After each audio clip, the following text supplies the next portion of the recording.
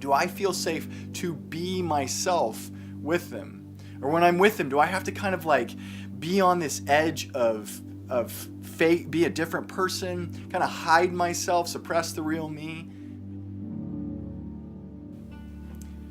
Hey guys, welcome back to Deep Space. My name is Ben. I am a licensed clinical professional counselor. I just got out of the office. I just came home from working with one of my clients who reminded me of something, helped me to just remember a pretty pivotal key principle for life, the importance of safety, importance of feeling safe. So I thought we'd jump into a little bit about what your nervous system does with safety and how that shows up in the way that you feel and what that does for what your life is like, and then maybe from there jump into how that affects our relationships. I think we see like safe spaces on college campuses and stuff now, and people I think are recognizing that it's important to feel safe. It comes from a good place. It basically comes from the idea that how safe you're feeling affects what your nervous system does. When you're not feeling safe, all kinds of systems come online. Systems like your sympathetic nervous system, your limbic system. Basically, your body gets ready to throw down, and it's a really stressful feeling. When you're not feeling safe, your body doesn't feel good. It feels stressed. It feels like it's burning through resources. It's burning through energy just to keep you ready for whatever you might run into. When you're not feeling safe, you don't act like you act like a version of you who isn't feeling safe. When you're feeling safe, those things can begin to relax, and those things can basically, they're the fast firing, quick twitch neurons within your nervous system. When they begin to slow down, then other things can catch up and start doing things like contemplation. What do I think about the way things have been? Processing. What just happened? So it's a really big difference. It changes what we're like. If we're not feeling safe, we are this version of ourselves. When we feel safe, we're like a different version of ourselves. That's a huge deal. It really matters in our relationships in a huge way, because we create feelings for each other. We change the way that we feel with each other, right? So we set the tone. It's like an environment. You create an environment, a context, especially for the little ones in your life, right? They feed off of like, what do you feel like right now? Do you feel edgy? Do you feel volatile? Do you feel like you might fly off the handle? Okay, turn on my sympathetic nervous system and get ready to get out of here if I need to, or get really small and so you can't see me. Like, do whatever I got to do to make sure that I'm safe, because you're not helping me feel safe. If you're helping me feel safe, if I know that I don't have to look out for like you all of a sudden getting unpredictable or throwing down, I can begin to just rest and relax and be present. Right? Because I can emerge, because there's nothing here that I'm scared is going to chase me out or is going to hurt me if I just be myself. And once that happens, that brings us into the frontal lobe of the brain, the right orbital prefrontal cortex. If you ever want to know where you live inside of your brain, there's only one part of the brain that thinks in first person, the right orbital prefrontal cortex.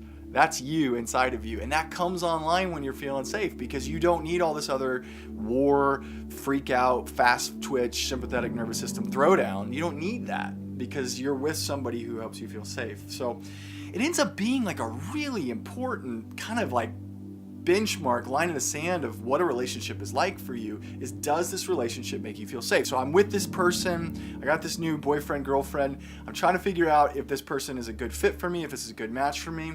A really good benchmark, and this isn't perfect, but a really good thing to look for is, do they make me feel safe? Do I feel safe to be myself with them? Or when I'm with them, do I have to kind of like be on this edge of fake, be a different person, kind of hide myself, suppress the real me because I don't feel safe to be the real me? That person may be smoking hot and super fun to be around, and not safe feeling, not worth it. That's a huge deal breaker. Red flag. You don't feel safe with this person, especially early in a relationship. You're not going to feel safe with them long term. That's not probably a relationship that's going to have a great future. So it's a good thing to pay attention to, but also pay attention to the way that you make your kids feel, the ways that your relationships that you're involved with that are taking a lot of your energy, that you're investing a lot into. It's cool. It's probably best. I would vote for investing the most relationship in the people that you feel the safest with and seem to feel the safest with you. Because when you can do that, then you can do, it gets like, the implications of this are really big. Once you feel safe with a person, you can begin to do the work that makes us human. You can human together. It's a really great deal. We're made to take ourselves and share ourselves with other people in a way that helps us feel better, in a way that helps us process what we've been through, in a way that makes us feel connected, like we're not alone, we feel seen, we feel heard. How do you do that with somebody you don't feel safe to be with, to be yourself with? Right? It doesn't work. If you can't do those things, the best you can do is have a lot of fun. Right? Maybe like hook up and like, oh man, that was really fun. Cool. But could you be yourself? Because if you can't be yourself, then you can't do the real work of being a human. And if you can't do that, it super, super limits how close you can be. Right? There are ways that you can get really, really close and bond really deeply with unsafe people. Like fear bonds, they're called. There are other kinds of relationships that people have with unsafe people you probably want to avoid. They're probably not the healthiest. Much better to be able to be safe, be seen, be connected, and then move forward from there. I would vote for that.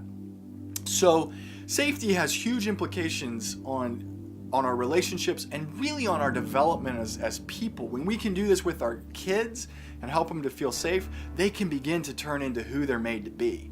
They can turn into their actual true selves, full versions of themselves, the healthiest versions of themselves, because they're not worried. They're not having to spend all of their developmental energy on protecting themselves and keeping themselves safe.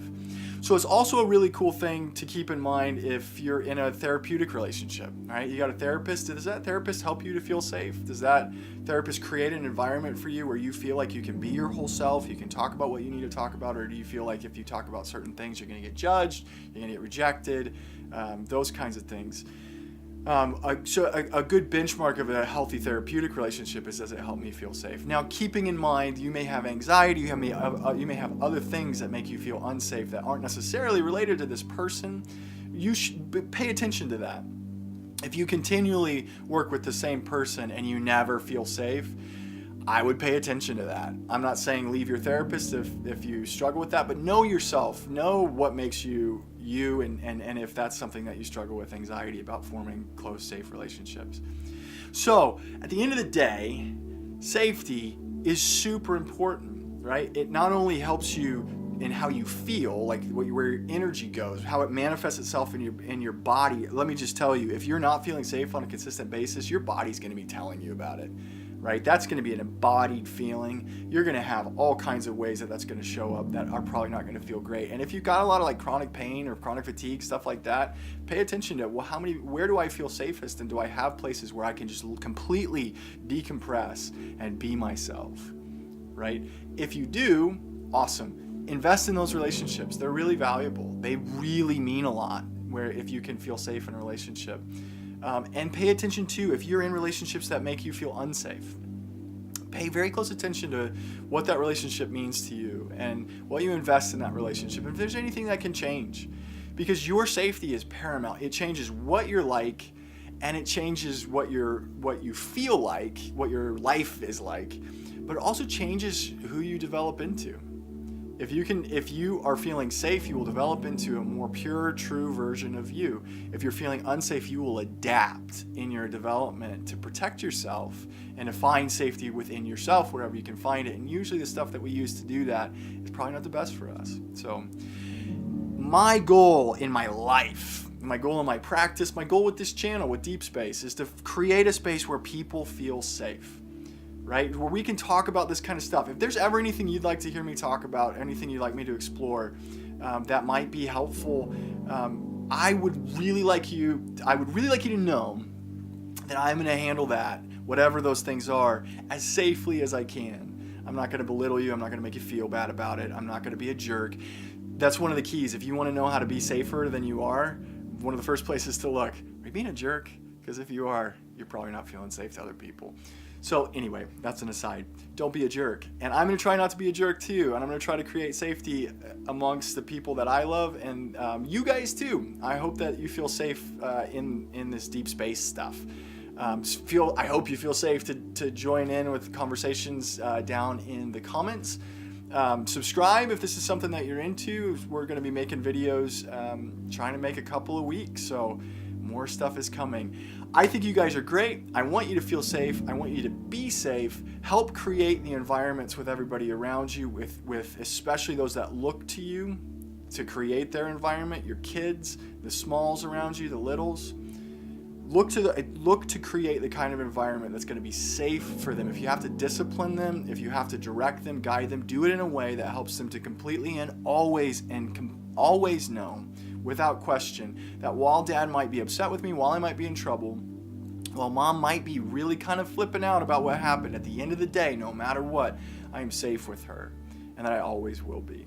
Let's create a better world of safety. Let's create a world where we take care of each other. Let's create a world where we help people to disconnect and disengage from the ever-present, lurking, searching, pursuing limbic system, deeper basement brain stuff that just wants to make us fight, wants to make us run, wants to make us turn into people that we're not. Let's work on a world where we don't need as much of that because we, together, collectively, help each other feel safe.